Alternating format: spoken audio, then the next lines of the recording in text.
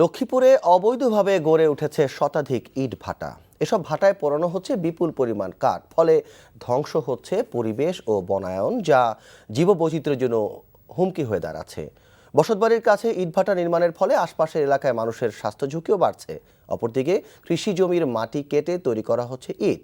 ভুক্তভোগীদের অভিযোগ, এসব ইটভাটা বন্ধে ব্যবস্থা নিচ্ছে না প্রশাসন।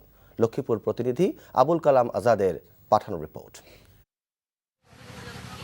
লক্ষ্মীপুর সদর, রায়পুর, রামগতি, কমলনগর, রামগঞ্জ উপজেলা ও চন্দ্রগঞ্জ থানাসহ জেলার বিভিন্ন স্থানে অবৈধভাবে গড়ে উঠেছে শতাধিক ইটভাটা।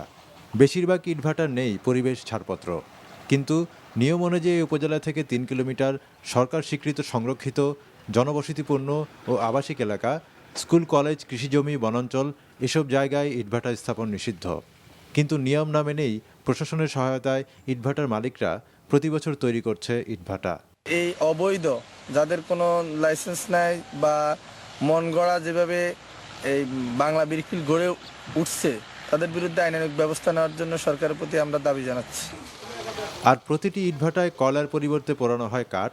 এতে সৃষ্ট ধোঁয়া ও ছাই থেকে পরিবেশ বিপর্যয়ের পাশাপাশি ব্যাপক ক্ষতি হচ্ছে বিভিন্ন ফসলের। সম্প্রতি ভবানীগঞ্জ এলাকায় ভ্রাম্যমাণ আদালত দুটি অবৈধ ইটভাটা বন্ধ করে দেয়।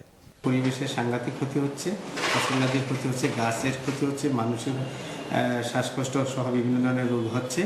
তো এইসব যাতে না হয় সেই জন্য আমরা এই বাংলা ভাটা চলতে দিব না।